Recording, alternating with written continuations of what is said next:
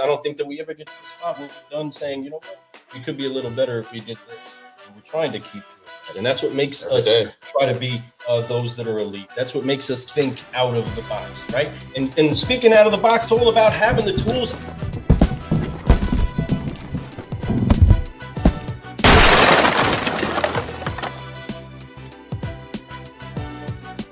To make your business explode in business, okay? So, car gals, listen, I'm just so excited to get to question number 2. Question number 2. Oh, man. Here we go. All right, so, Mr. Resurreccion, what got you in the car business, man? Short and sweet. What brought me into the car business? Before I got into the car business, I was actually managing golf courses. I was part of American Golf. And,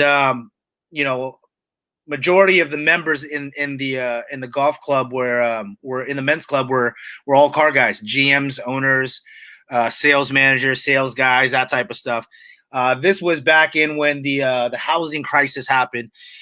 Pretty much American Golf then sold majority of all their golf courses.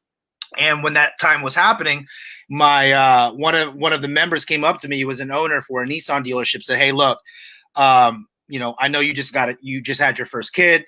I really love, playing golf with you, that type of stuff. I want you to try out selling cars." I was like, "Nah, I don't know about that. I don't know anything about the car business." He was like, "Well, let me just show you one of the vouchers that one of the sales guys just made." And it was like a $2,500 voucher. And I said, "Are you serious?" Yeah. He's like, "I'm dead serious." So he said, "All right, come on down." So I went and I started at a Nissan dealership. And if you know anything in the West, in San Diego or in the West Coast area, in San Diego, there's about 7 Nissan dealerships. 6 of them are owned by one group called Massey Nissan. And I actually worked at the other Nissan dealership that was not a Massey store. And it was crazy, before I even got to sell cars. I love telling this story because it's part of the truth, and it's part of it's pretty dope. I didn't get to sell cars for about 3 weeks, almost a month.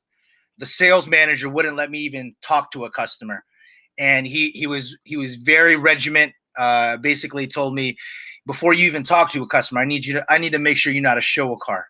Because that's where it comes down to it. This is where you make all your money. It's showtime. You got to know how to show a car. So I spent 3 weeks literally doing a walk around, doing ghost ride the whip, literally talking to myself. Everyone thought I was crazy because I was talking to myself, popping the hoods, opening the doors, going like this to inside, Oh, it smells so good. It looked like I was on crack. It was really, really bad. So, I was out training one day, and a Filipino customer came in. It was a Filipino family, right? I'm Filipino.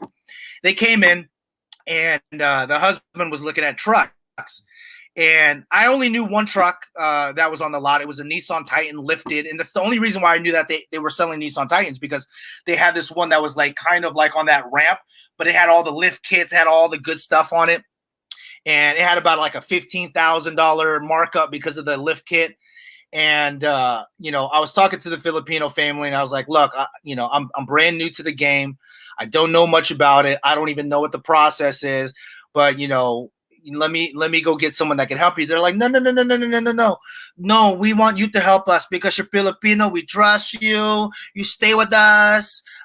You just help us with the process. We want to just drive it. It was just simple Filipino stuff. I drove them, came back, talked to the manager that was helping me.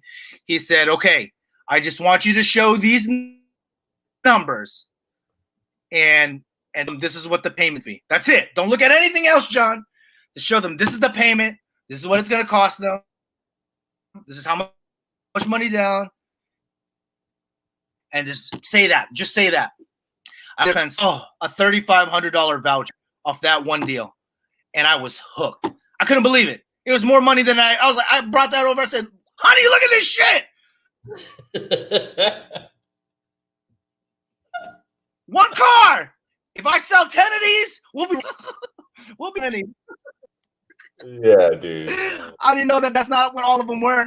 I saw that $100 like, "Oh no, that ain't good. That $100 voucher ain't good." But that $3,500 voucher was dope. That's good though. But yeah, that's how I got in the game. It was by chance. I didn't grow up. I didn't have mentors or anything like that. It was just kind of like fell in my lap type of deal. And I think that's like the story for most guys in the car game. They kind of just fell into it, right?